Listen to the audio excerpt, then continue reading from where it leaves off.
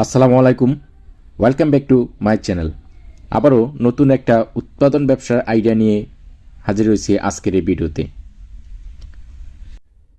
বাংলাদেশের অনেক মানুষ চাকরির আশায় ঘুরে বেড়াচ্ছেন, বেকার জীবনযাপন করছেন। তাই বলে কি বেকার বসে থাকবেন? শুরু করতে পারেন প্লাস্টিকের খেলনা তৈরির ব্যবসা। মাত্র 25 থেকে 30,000 টাকা মূলধন নিয়েই এই ব্যবসা শুরু করা যায়। এজন্য প্রশিক্ষণ নেওয়া প্রয়োজন।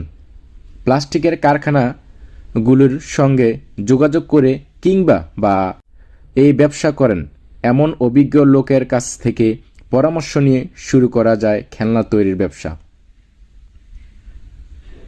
খেলনা তৈরির ব্যবসা করতে সরঞ্জাম ও আয় ব্যয় প্রথমেই কিনতে হবে একটি স্ট্যাম্প মেশিন, 5টি ডাইস, 2টি টেবিল, 3টি হাত পাম্প মেশিন ও একটি ফাইলিং মেশিন। এগুলোর আনুমানিক মূল্য প্রায় 12,000 টাকা। কাঁচামাল হিসেবে কিনতে হবে মার্লেস পাউডার, গাথেন পাউডার, পিপি পাউডার, রিপিট ব্যাগ, রশি ইত্যাদি। 287 গ্রোস খেলনা তৈরির কাঁচামাল বাবদ খরচ বাড়বে প্রায় 8,000 টাকা। ঘরভাড়া, বিদ্যুৎ বিল সহ আনুষঙ্গিক খরচ বাবদ ব্যয় হতে পারে অবস্থান বেদে 5 থেকে 10,000 টাকা। প্রতি গ্রোস খেলনার পাইকারি মূল্য আনুমানিক 145 থেকে 150 টাকা হিসেবে 287 গ্রোস খেলনায় আয় হতে পারে 41,615 থেকে 43,050 টাকা। খেলনা তৈরির নিয়ম: প্লাস্টিকের খেলনা তৈরি ক্ষেত্রে প্রথমে দানাগুলোকে মেশিনের সাপোর্টের মধ্যে ডালতে হয়। এরপর হাওয়া মেশিন চালু করতে হয়।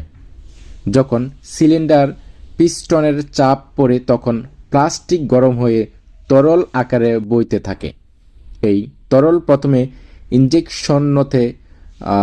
ইঞ্জেকশন প্রান্তে এসে পৌঁছায়। এর প্রধান মুখে একটি স্টক থাকে। এই স্টকের কাজ হলো যে বস্তুটি তৈরি করা হবে তার আকার দেয়া হয়।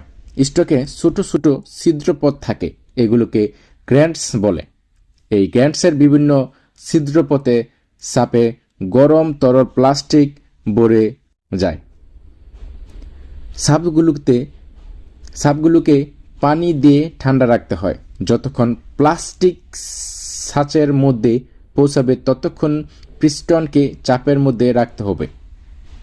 ঠান্ডা হওয়ার পর সাপটি খুললে প্লাস্টিকের খেলনাটি বের করে আনতে হবে।